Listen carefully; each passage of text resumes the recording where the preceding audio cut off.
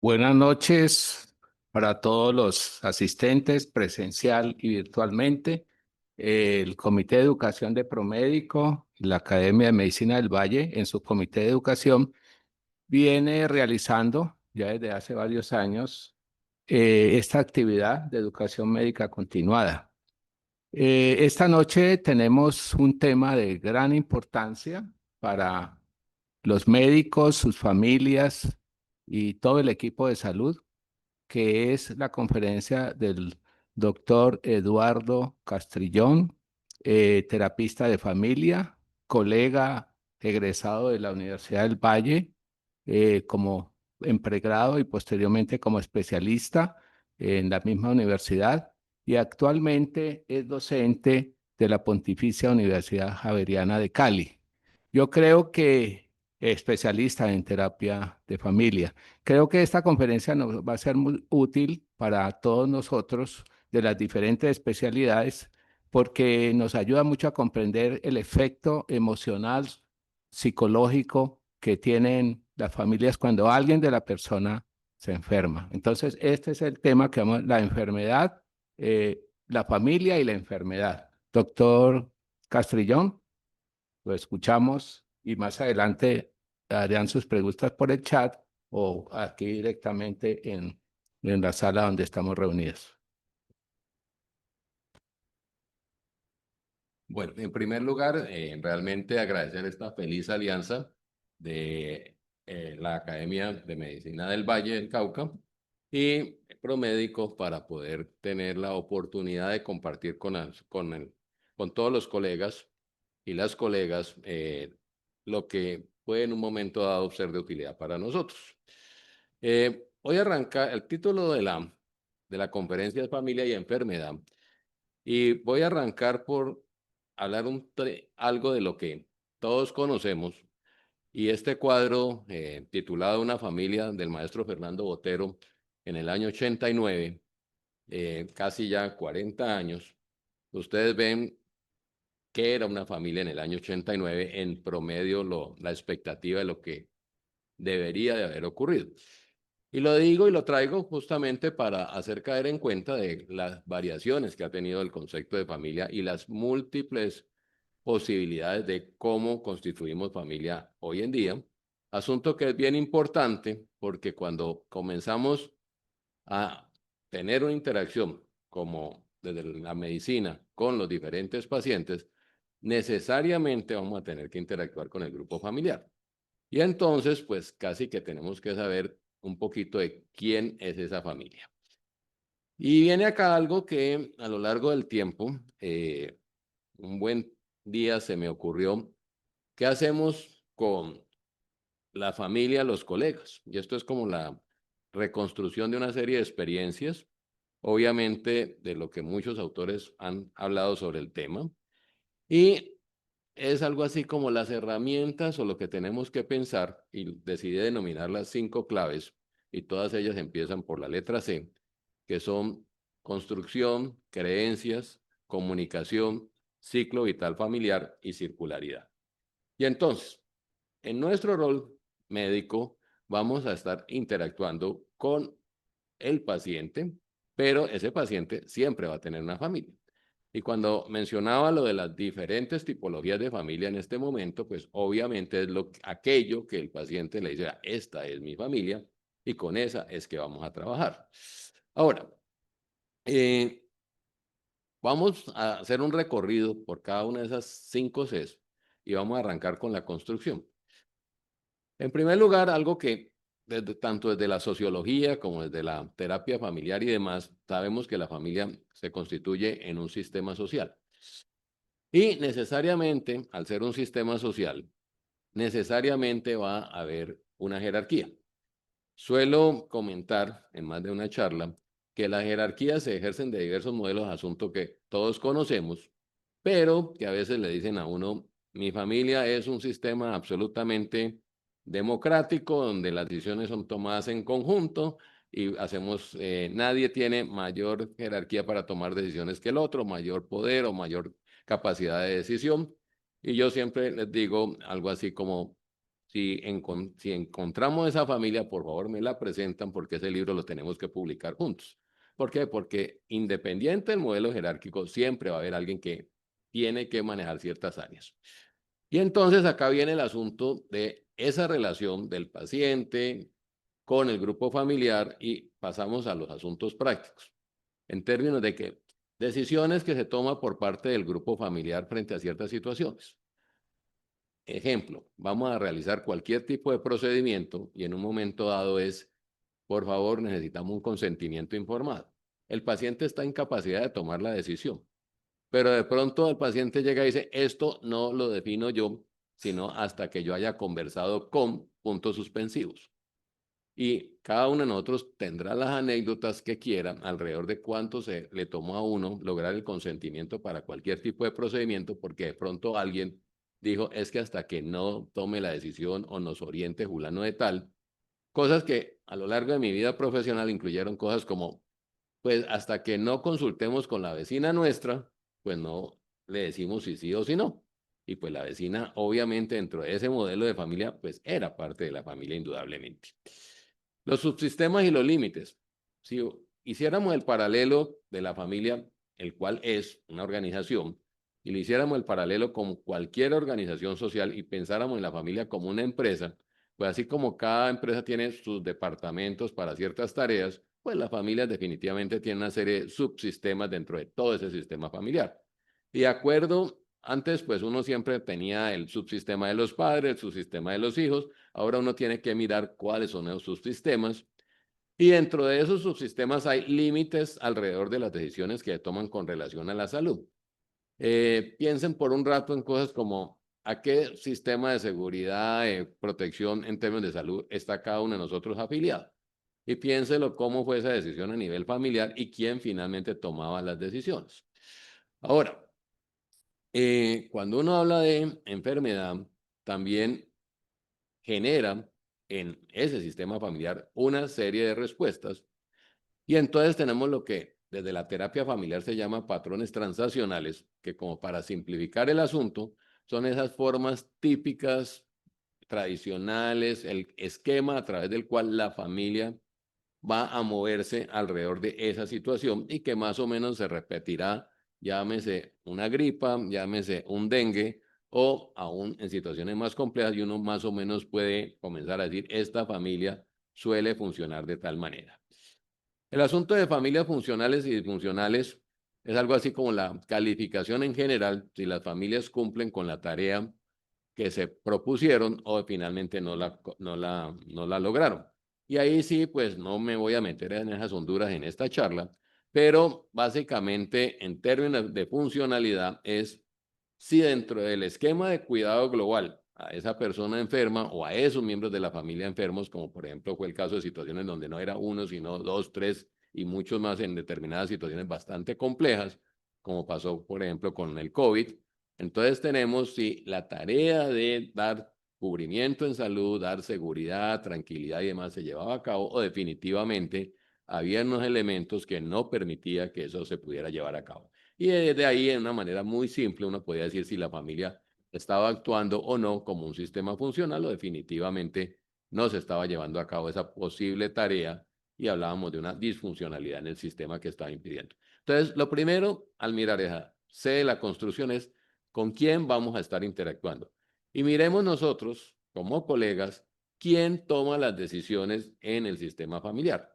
Y curiosamente, comillas, hay como subespecialidades dentro de los subsistemas. Por ejemplo, las decisiones de en qué cosas tan sencillas como independientes, si hay la posibilidad de varias opciones de hospitalización, en qué clínica lo vamos a hospitalizar, qué médico queremos que lo vea. Y entonces ahí vienen todas esas cosas donde uno prácticamente tiene que entrar en una mirada de cómo vamos a lograr reconocer nosotros quién está tomando las decisiones en ciertas cosas. O sea, quién es el que maneja en últimas el asunto de la toma de decisiones alrededor de los exámenes solicitados, quién es el que maneja las decisiones alrededor de una hospitalización, la continuidad del tratamiento, todo ello tenemos que mirarlo, detectarlo y eso nos va a permitir pues facilitar el asunto. Esta parte de las denominadas creencias No tiene nada que ver ni con creencias religiosas ni con creencias políticas. Voy a dar una de las tantas definiciones cuando se habla de terapia de familia que existen sobre las creencias. Y básicamente se define como un conjunto de interpretaciones y premisas que son perdurables, que traspasan y van a lo largo del tiempo y del espacio, y son afirmaciones que son básicamente emocionales y que tienen un reforzamiento familiar. Y esto es algo así como lo que debe ser cierto. Alejémonos por un ratico, solamente por un ratico, del territorio de la enfermedad. Y entonces pensemos en una creencia familiar donde, digamos, un grupo familiar ha transmitido de generación en generación la idea, nosotros, en términos de consecución de nuestra manera de vivir desde el punto de vista económico, nunca vamos a ser empleados de nadie, siempre vamos a ser un grupo que vamos a ser independientes y vamos a manejar nuestros propios negocios. En algún momento, eso, usted cuando lo oye por primera vez, comienza a asumirlo como emocionalmente, desde el punto de vista emocional, es así y se adhiere completamente. Y miremos lo que ocurre, que es bien interesante. Por algún motivo de exposición a una serie de experiencias, desde lo académico, experiencias de vida y demás, un buen día, yo que soy de esa familia, esa persona que es miembro de ese grupo familiar que le decía, todos debemos ser independientes, un buen día descubre la posibilidad de que yo podría no ser independiente. A lo largo de esto, entonces viene que sobre lo que yo me he adherido emocionalmente, comienzo a hacer cuestionamientos desde el punto de vista racional con la experiencia y la información que tengo. Y obviamente yo había tenido todo el reforzamiento familiar de que debía ser independiente. Es decir, eso es lo que debe ser cierto. Y yo decido que voy a lanzarme a trabajar dentro de un sistema de una empresa, me ofrecieron una buena oportunidad, mucho mejor, lo pienso, considero, no arriesgo una serie de situaciones económicas, financieras y listo, perfecto. ¿Qué ocurre acá? Si yo como miembro del sistema familiar realmente, al pensar diferente a lo que era la creencia familiar, decido independizarme de ese asunto y me adhiero no solamente desde la razón, sino emocionalmente, yo ya creo que eso es así. Si a los 3 años la empresa quiebra y yo me quedo sin empleo, probablemente yo vaya a estar muy tranquilo. Pero si emocionalmente no logré desprenderme completamente de la idea, entonces va a ser algo así como tener que escuchar desde el sistema familiar, se lo dijimos, se lo advertimos y mire lo que ocurrió. Entonces, por lo tanto, desprenderse de creencias es bien complejo. Aquí, en relación con, retornando a nuestra enfermedad, que es lo que nos ocupa hoy, entonces miremos qué pasa con ciertas creencias que tienen que ver con la enfermedad. Entonces vienen cosas como, ¿qué es estar enfermo? ¿Sí? Y cualquiera de nosotros diría, a ver, pues todos sabemos qué es estar enfermo. ¿Sí? Bueno, hay un ejemplo que siempre lo he usado a lo largo de desde que aprendí algo de familia, lo he usado siempre. Y entonces siempre uso dos escenarios. El primer escenario, y les voy a pedir que nos traslademos al escenario de un muchacho de 5 años, y vamos a tener dos escenarios para ese niño de 5 años. En el primer escenario, ese muchachito a las 7 de la noche tose. La madre decide que es probable que tenga gripa. Le toma la temperatura y el termómetro marca 37,8. La mamá dice, le está subiendo la fiebre. Podría llegar a tener una complicación. Es necesario bajársela. Lo bañan, le vuelve a tomar la temperatura y la lee y dice, ya casi. A la mañana siguiente este muchachito está brincando por toda la casa y dice, me voy para el jardín, ya me recogen. La madre sale y le informa a quien viene por el niño que el niño hoy no va a ir porque definitivamente está muy mal, está enfermo. Esa es la toma 1 de nuestro primer escenario. En la toma 2 tenemos un niño que tose, tiene rinorrea, se ve bastante afligido a las mismas 7 de la noche. La mamá le toma la temperatura 39,8, lo somete al mismo procedimiento de intentar disminuir la temperatura, baja a 38,5 La mamá dice, qué respuesta tan extraordinaria, ya casi no tiene fiebre. A la mañana siguiente este niño aparece bastante debilitado, lo visten, lo organizan y lo ponen al frente de su bus que viene a recogerlo. Quien lo recoge dice, el niño está como enfermo, y dice, él le sienta bien el colegio, de llévelo para allá. A las 3 de la tarde aproximadamente lo retornan del colegio, se ve bastante comprometido, pero la mamá con gran alegría dice, ¿cómo le puede bien? Es cierto que te sentís muy bien. Y ese es el escenario a los 5 años. Pasan 20 años y de pronto este primer personaje tose por la noche y dice, carambas, la influenza otra vez me está atacando, y llama a la oficina y dice, mañana por allá no voy y creo que no voy en los próximos 3 días. Nuestro segundo personaje sí está con fiebre, está tosiendo, marcada de rinorrea, decide ir a trabajar y nos contamina a todos. Que esa enfermedad lo construimos desde el sistema familiar. Pero frente a esto también hay algo que es bien interesante, y es, nosotros en nuestro ejercicio de lo médico, a veces se nos olvida cuál es el significado de cada patología para las personas. Entonces, arranquemos con qué quiere decir cuando nosotros desde la denominación de la enfermedad decimos, vea, y tomo un ejemplo que me parece que es de lo más sencillo, hipertensión. Hipertensión, listo. Usted a veces le dice al paciente, vea, con todo esto que hemos evaluado, usted es hipertenso, debe empezar un tratamiento. ¿Qué ocurre si yo se lo digo? ¿Qué significa, mejor dicho, hipertensión para una persona que en su grupo familiar ha existido hipertensión, han sido manejados exitosamente, es decir, han estado estables a lo largo de la vida y han celebrado los cumpleaños números 95, 92, 87 del grupo familiar, donde todos, más o menos, el alto porcentaje han tenido hipertensión y no había ningún problema. Pero usted le dice lo mismo a un individuo que su padre falleció a los 50 años por un infarto, tiene algún otro miembro de la familia que tuvo un accidente cerebrovascular también en una edad relativamente temprana, y entonces obviamente lo que está oyendo de la enfermedad es completamente diferente.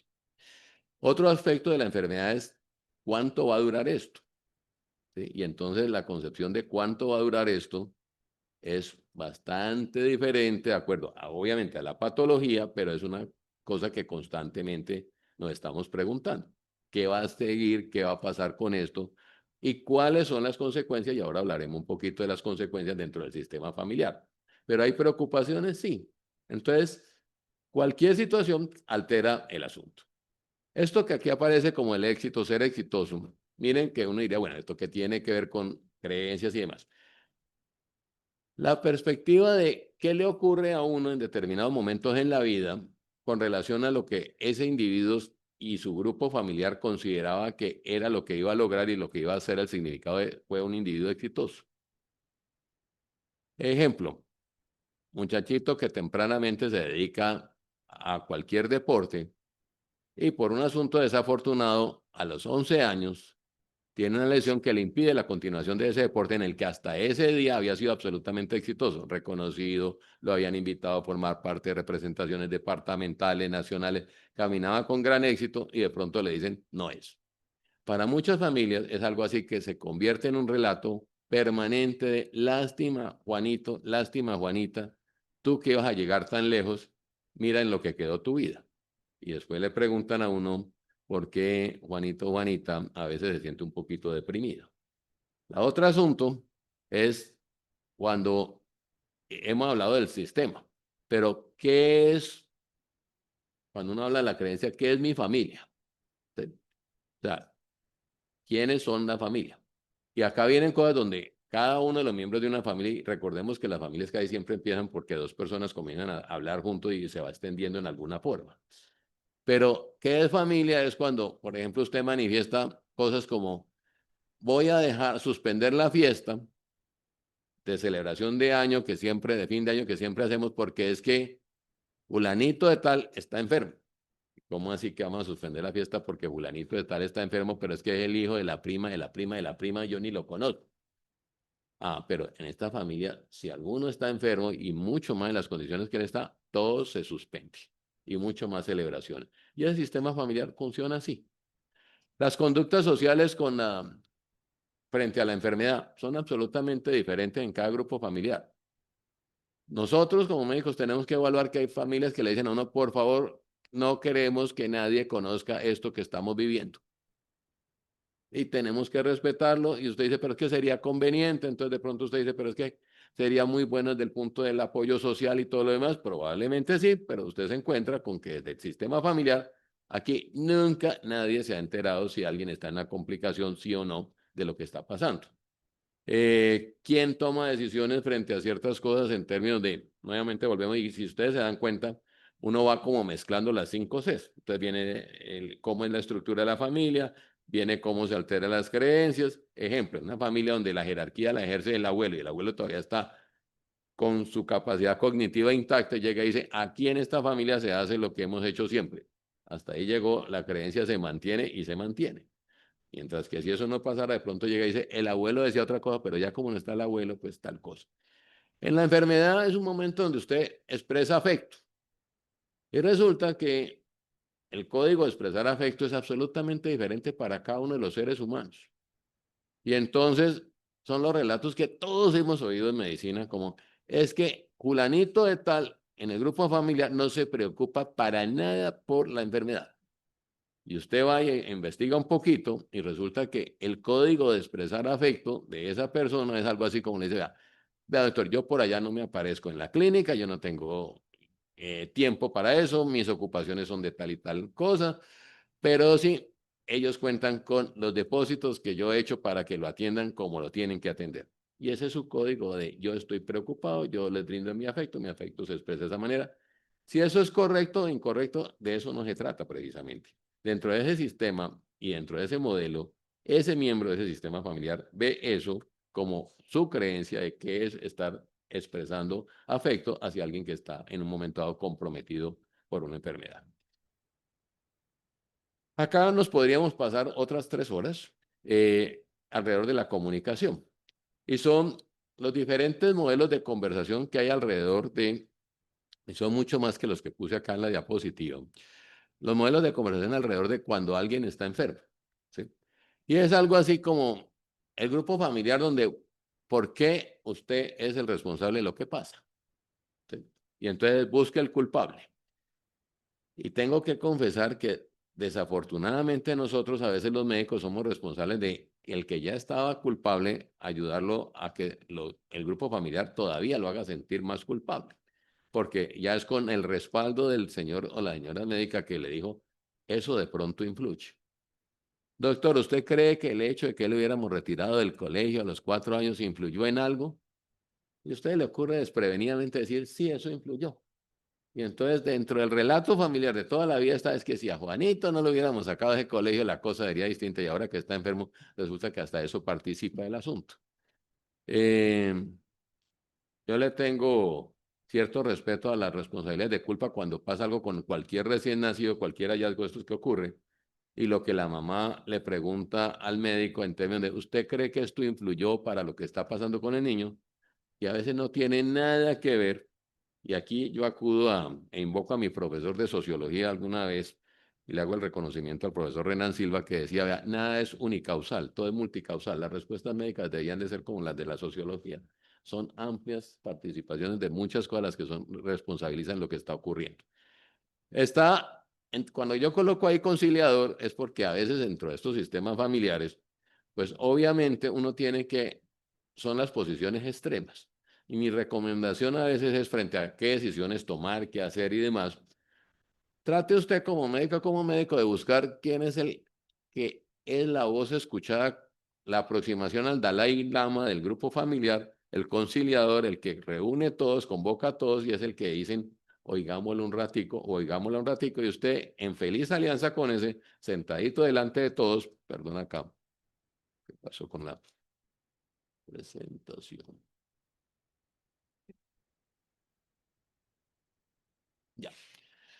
En el grupo familiar, usted sentadito ahí con todos, pues va diciendo, este va a ser mi aliado para poderles contar ciertas situaciones que están ocurriendo.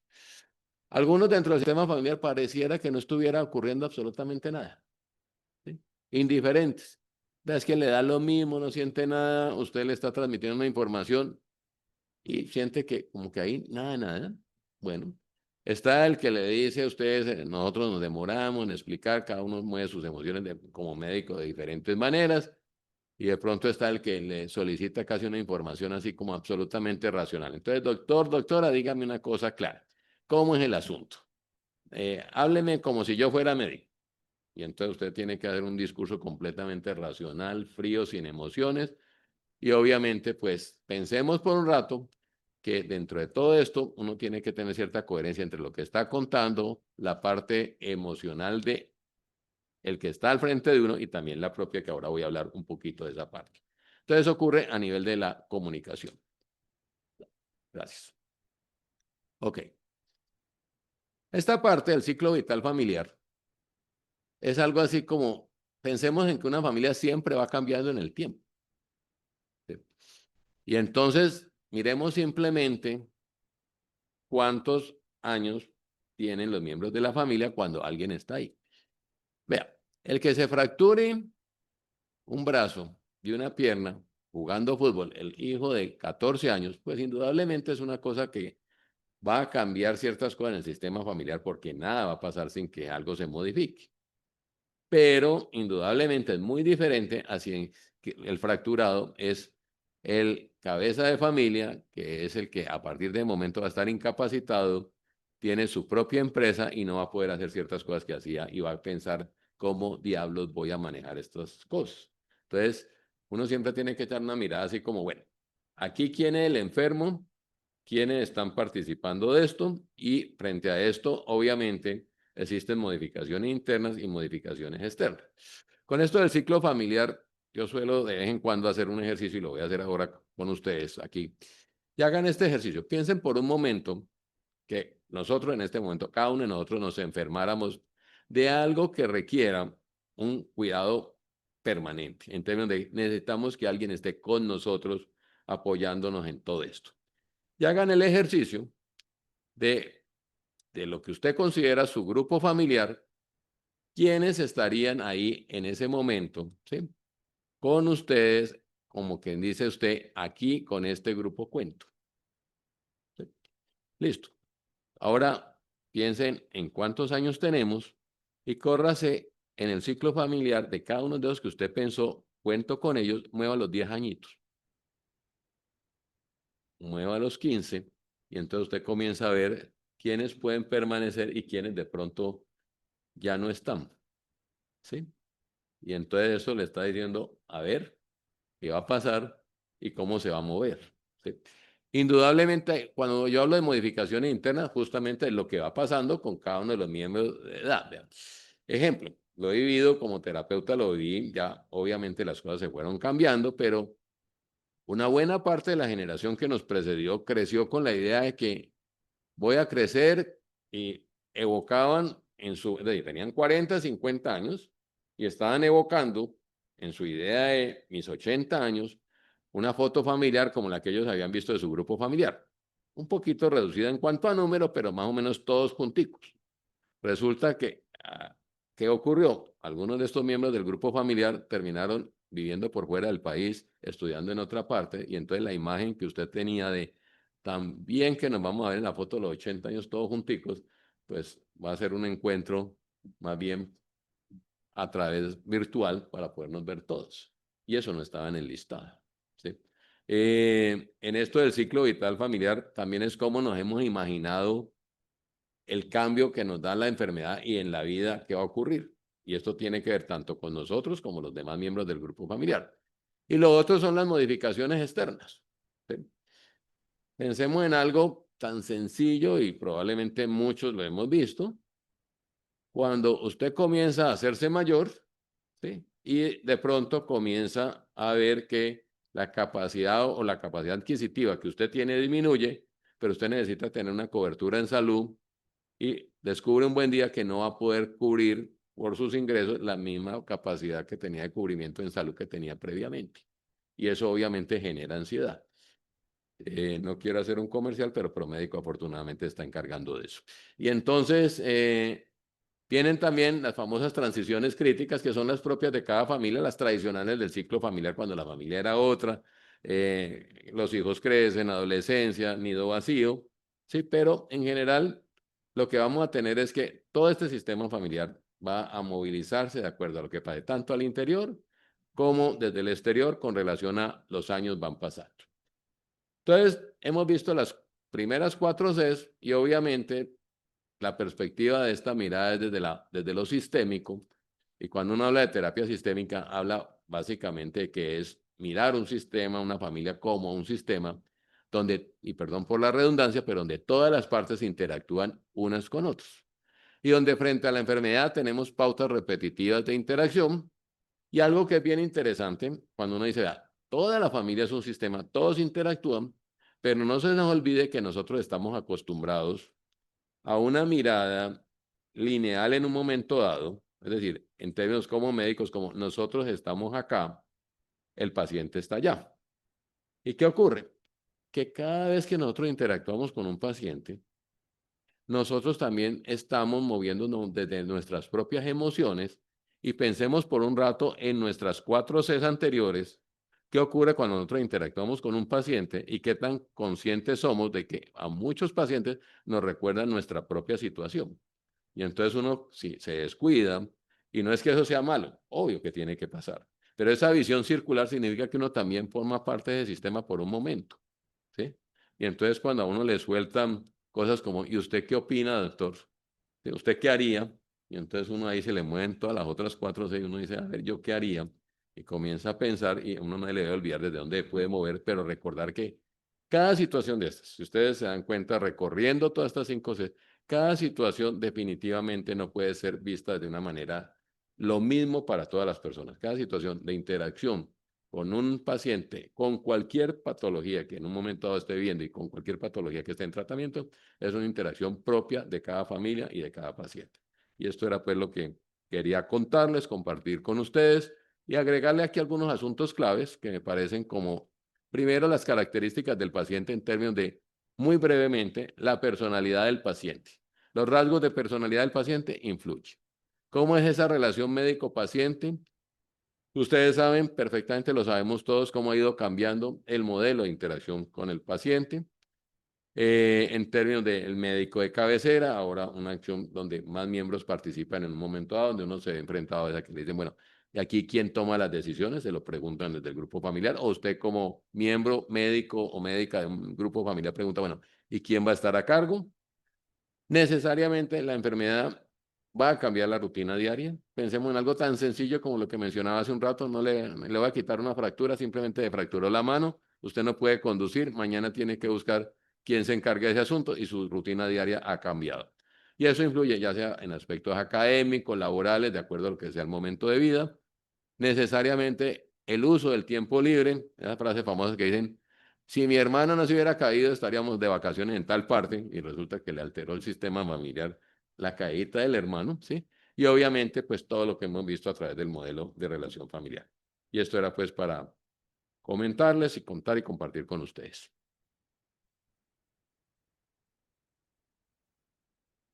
Gracias, doctor Eduardo Castrillón. Yo creo que es una temática que a todos los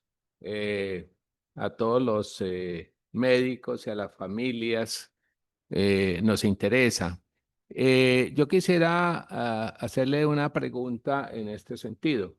En este momento, pues dentro de la salud mental, que es mi especialidad como psiquiatra y psicoanalista, pues nosotros a veces tenemos que apoyarnos de otros modelos. O sea, en situaciones de la clínica es posible que un joven adolescente tenga una crisis psicótica, y esa crisis psicótica nosotros la podemos manejar a nivel individual, pero es necesario apoyarnos en el modelo sistémico de la terapia de familia. O sea, ¿cómo se puede articular otra segunda especialidad, como se le dice acá, pero que en otros medios se dice alta especialidad, es la psiquiatría de enlace? O sea, ¿cómo se le apoya emocionalmente al paciente hospitalizado? Entonces, en determinado momento, y en eso a través de los años, pues lo he ido entendiendo, que a veces nos cerramos como a un tipo de modelo, pero necesitamos de cada uno para cumplir una acción. Entonces, necesitamos que el terapista de familia nos ayude porque la familia está completamente descompensada. El paciente psicótico pues tiene un tratamiento más individual. Entonces, ¿cómo podemos interactuar en la parte hospitalaria, en la consulta, para podernos ayudar entre todos para que ese paciente pues se pueda beneficiar lo más favorablemente? Sí, yo creo que lo que es claro es el tener presente que cualquier intervención debería ser de un equipo. ¿Sí? Claro. Y tranquilamente saber que cada uno de nosotros se mueve mejor en un terreno. Y la otra cosa, que pues a lo largo de la vida la he tenido clarísimo, y es algo así como, si yo reconozco que X colega, que incluso no tiene ningún, o sea, psiquiatría la vio en la universidad y no la ha vuelto a ver, Sí, sí. pero yo he conocido colegas de todas las especialidades que lo hacen mejor que cualquiera de nosotros en un momento dado porque saben cómo contarle a esa familia frente a cierta situación. Incluso me diría, bueno, un paciente psicótico, ¿el qué va a hacer? Comillas, pero realmente sabe cómo hacerlo. Entonces, es el reconocimiento de el otro en qué me apoya, cómo nos apoyamos y conversarlo tranquilamente, sin sentir en este territorio usted no se meta porque este es el mío. Entre otras cosas, por algo también que en la parte de psiquiatría de enlace, yo recuerdo las primeras temporadas, en esa época, realmente en las primeras temporadas de mi psiquiatría, la psiquiatría de enlace todavía en Cali, no habían psiquiatras de enlace, ¿sí? Escasamente creo que uno o dos. Entonces, la sola llamada al psiquiatra, y uno actuaba a la manera de un psiquiatra de enlace en unidad de cuidado intensivo donde lo requirieran. Y entonces, obviamente, la sola llamada al psiquiatra era algo así como, ¿y por qué van a llamar al psiquiatra? ¿Sí? Porque también es la parte de la educación a la familia. Yo creo que en eso, pues, el que los psiquiatras nos necesitan, eh, todo el cambio que ha habido a lo largo del tiempo, creo que nos favoreció en términos de que ya por lo menos nos dicen, ¿para qué van a llamar al señor psiquiatra? Bueno, creo que nos fue bien con el paso del tiempo. Exactamente, sí. Sí, correcto.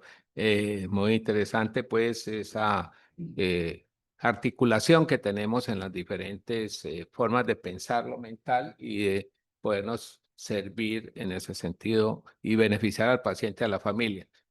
Aquí el doctor Mauricio Moreno, colega psiquiatra, nos va a hacer una intervención, unas preguntas sobre la presentación. Sí, primero agradecerle al doctor Castrillón la claridad, la claridad para explicar este tema que puede ser bastante complejo, pero con esta sencillez queda uno bastante motivado para seguir trabajando. Quiero hacer una pregunta, pero básicamente de la educación médica. Siempre había pensado que la educación médica se basa en la enfermedad. A uno no le enseñan salud, a uno le enseñan medicina del sueño, medicina del deporte, medicina sexual. Y ahora me di cuenta que el sistema familiar parece que trasciende mucho más de lo que pues había pensado. Sinceramente lo veo ahora y me pregunto, ¿qué es lo que pasa con la educación médica que pareciera que no enseña salud? Y me parece que la familia tiene un impacto fundamental porque las familias se enferman. Cuando uno trabaja en salud mental y pues la experiencia aquí de los colegas estamos sentados, pues uno se da cuenta que las familias enferman, y enferman desde todo punto de vista. Síndrome de Munchausen, por ejemplo. ¿Qué es lo que pasa con la educación médica? Y tú que has sido profesor toda la vida, bastante destacado entre otras cosas, profesor mío entre otras cosas, ¿qué es lo que pasa en la medicina que la familia se desaparece a la hora de la educación para el pregrado? Vea, yo aquí me vuelvo a acordar de mi profesor de sociología. El asunto es multicausal. Es decir, nos terminamos entrando y maravillando tanto y los del territorio de la salud mental. A ver, tempranamente escuchamos el discurso de el enfoque debe ser biopsicosocial cultural, ¿sí? Y entonces usted mire la fascinación por lo biológico, cosa que me fascina totalmente, es decir, el saber la sofisticación de la neurociencia es espectacular, pero es que tenemos una historia de interacciones tempranamente, ¿sí? Y entonces, pues, lo psicológico cuenta, lo social cuenta. y entre los otros, obviamente la familia. Pero pensemos por un rato justamente qué ocurre cuando yo digo vamos a hablar con la familia. Una de las primeras cosas complicadísimas es cuando usted llega y dice, por favor, venga la familia porque necesitamos hablar. ¿Sí? Y casi que, es decir, eso es una cuestión cultural que trasciende al sector salud. ¿Y para qué tiene que ir toda la familia a hablar allá? ¿Sí? Y entonces es como hacer el ejercicio, sí. Si nosotros pudiéramos, obviamente esto es utópico, pero si nosotros pudiéramos que la gente tomara conciencia, caramba, es que cuando algo pasa con cualquier enfermedad, afecta a todos. ¿Sí? Vea, señor, ¿usted por qué tuvo que cancelar el viaje? No, porque es que a mi hijo le hacen un procedimiento mañana. Ah, pero es que usted es el presidente de la empresa. Sí, señor. A usted también lo afectó la salud en alguna forma. Y no le estoy poniendo escenarios catastróficos. ¿Sí? Entonces, es parte del modelo de enseñanza, es parte del modelo cultural. Eh, de verdad uno se queda a veces sorprendido cuando ve ciertos modelos en ciertos países donde la participación de lo familiar cuenta tanto, el tiempo para ello cuenta tanto, y casi que es un plan diseñado para. ¿Sí? Eh, Cosas elementales, por ejemplo, si yo voy a manejar un cambio en la nutrición de un sistema familiar en pro de, ¿sí? O sea, pongámoslo así sencillo, un niño de 10 años al cual usted le haya una diabetes como diagnóstico. Y llega la mamá y dice, a partir de mañana todos somos diabéticos en esta casa. Vaya, mire usted la respuesta y por qué yo he tenido trabajo. ¿Sí? Porque usted tiene que ir a mirar cómo se mueve la dinámica. Y es todo esto que acabamos de ver, ahí se está moviendo. ¿Sí? Y es una cosa así, dejas que no ha pasado todavía nada que no se pueda manejar aparentemente. Pero creo que el llamado justamente a mirar ese sistema, y obviamente, pues, perdón, el asunto de la disponibilidad del tiempo, ¿no? Pues cuando cada vez la consulta se reduce más y es algo así como, vea, es que hace eficiente un sistema, el número de pacientes atendidos en unidad de tiempo, no la calidad de la atención en el tiempo. ¿Sí? ¿Qué pasa si la gente descubriera un buen día que las consultas deberían durar más? ¿Sí? Pero bueno, ese es tema de otro territorio. Ya me puse la cama.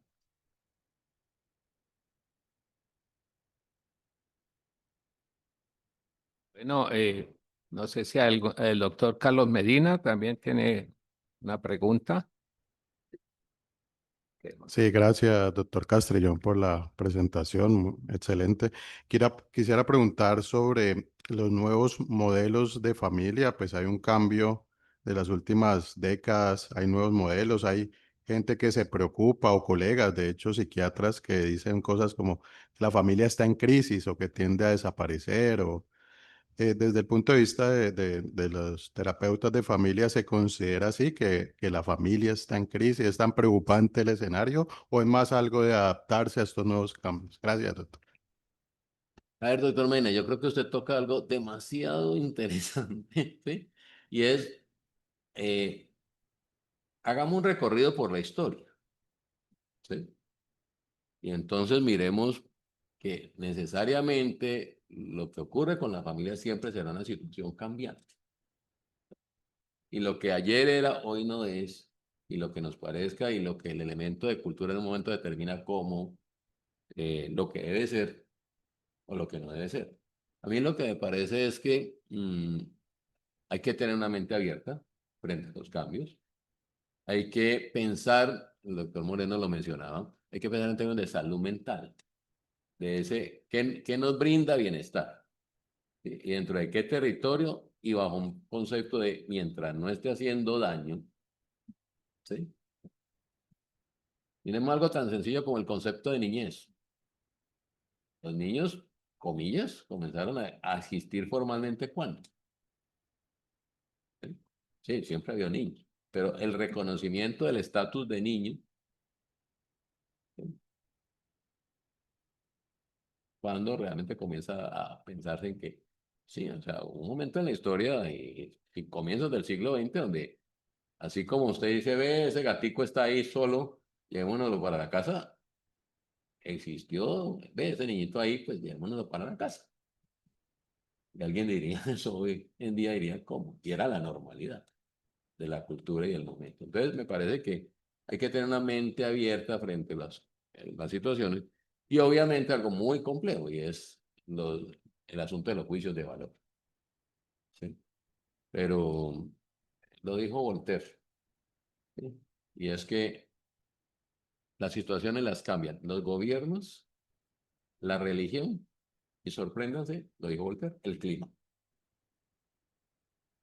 Porque uno diría, Voltaire, ¿a qué hora estaba pensando en cambio climático? Pero también influye.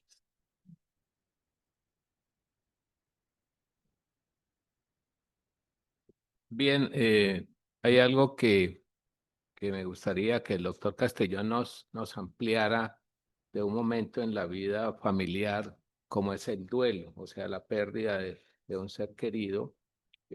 Ahí también hay situaciones de creencias que se pueden presentar y cómo influye esto en la elaboración. En una experiencia clínica de hace varios años, para una consulta, pues no me dedicaba al psicoanálisis y a la psicoterapia como lo hago actualmente. Entonces me buscó una familia y me dijo, venimos a traer a mi hermana, que fue la que cuidó a la mamá, supremamente tranquila, estuvo en la parte del arreglo del cadáver y todo esto, y ha pasado aproximadamente, y nosotros veíamos que ella estaba tan tranquila cuando la familia pensaba que ella era la que más se iba a afectar.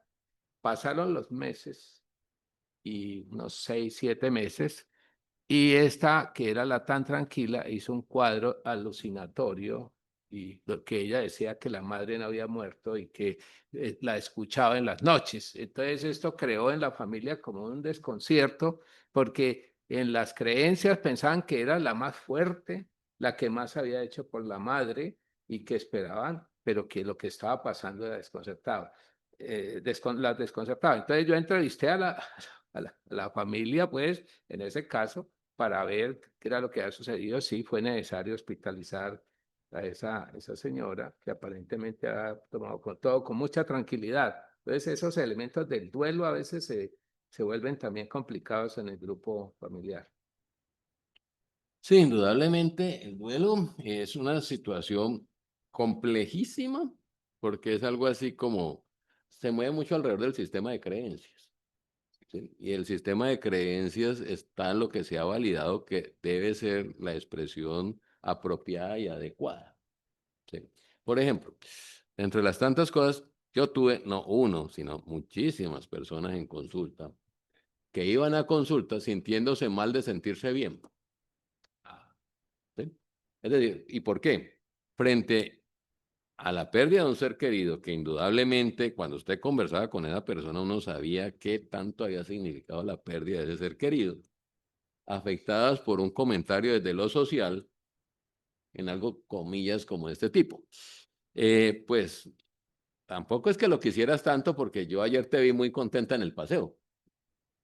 Y eso significaba tranquilamente que esta persona tuviera que estar 2, 3 meses en terapia para poder entender que el asunto era que pues estaba resolviendo un duelo y eso no significaba el olvido del que había estado a su lado y mucho menos cuando uno había escuchado lo que estaba diciendo la otra persona, pero ese tipo de cosas. Entonces uno se encuentra desde y la otra es, y yo lo manejo, pues cuando me ha tocado hacerlo, siempre del sistema familiar en términos de, por favor, cada uno de los miembros es diferente y uno no puede asumir que todos tienen que sentir lo mismo dentro del grupo familiar. Y es el respetar justamente la parte emocional de cada uno frente a la situación vivida y considerarlo que esa es la manera y usted cómo le va a ayudar a afrontar. De verdad, cuando se maneja como grupo familiar estas situaciones, hay una muy complicada, que es por ejemplo las situaciones de duelo asociado a suicidio. ¿Sí? Donde no es, por ejemplo, el paciente que uno manejaba, pero lo buscan porque alguien en el grupo familiar se ha suicidado. Entonces, ese duelo y cómo se manejan elementos de el dolor, la culpa, la sensación de lo que se dejó de hacer, qué fue lo que no dijimos, lo que dijimos. Que eso es todo un capítulo aparte, pero que forma parte también de las tantas posibilidades de duelo. ¿Sí? Sí, es de las cosas frente al duelo, de las recomendaciones que yo le hago a mis estudiantes, por favor, nunca le digan a nadie que ya había vivido lo suficiente. ¿Sí? Porque, y lo digo así muy clarito, porque créanme que eso ha ocasionado que mucha gente llegue a consulta. Sí. ¿Sí? Y además, muy molestos con quien se lo diga, que probablemente lo dijo con la mejor intención del mundo, pero realmente para ese que lo vivió, pues todavía faltaba. O sea, esto del duelo, pues, y lo de la terapia de familia, aunque no nos dediquemos a practicar la terapia de familia, pues muchas veces, como lo decías anteriormente, uno se sorprende en casos concretos, clínicos. Quiero llevar a mi mamá porque me separé de mi marido y ella está en un estado depresivo. Sí. Entonces viene la imagen en el consultorio. Llega la ejecutiva, maquillada, con su bolso, es muy elegante, la señora llorando. No lloraba la ex, sino la abuela, tal vez no sé si no había aprendido. Sí, quedó claro. Entonces, llega a la consulta, como lo han aprendido el micrófono, entonces la consulta es para la suegra, pues ella se separa, y entonces la señora lloraba y le digo, ¿usted por qué llora?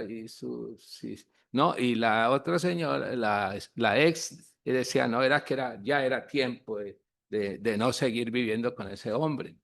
Y al rato, lo complejo del duelo es que la señora con su maquillaje empezó a llorar, la ex empezó a llorar en forma muy profunda. O sea, ella estaba viendo como que el duelo era de la madre, pero ella también, pero había un mecanismo de negación de la situación traumática que en ese momento se estaba dando. Entonces, por eso, aunque no trabajemos en terapia de familia, a veces tenemos que apoyarnos porque si no, no podemos visualizar la complejidad de un caso clínico que se nos puede presentar.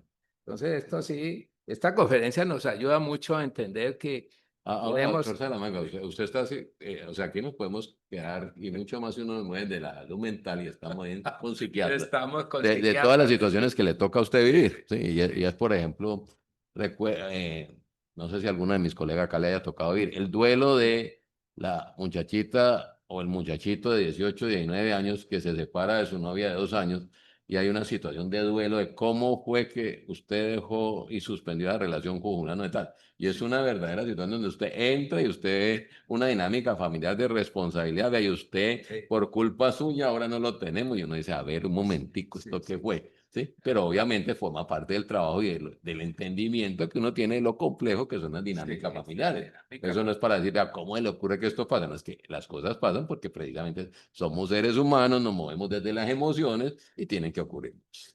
Estaba aquí tratando de mirar si en el chat había alguna pregunta en este momento ya estamos terminando la reunión de este Doctor día. Salamanca, Sí, lo escucho. ¿Quién habla, por favor?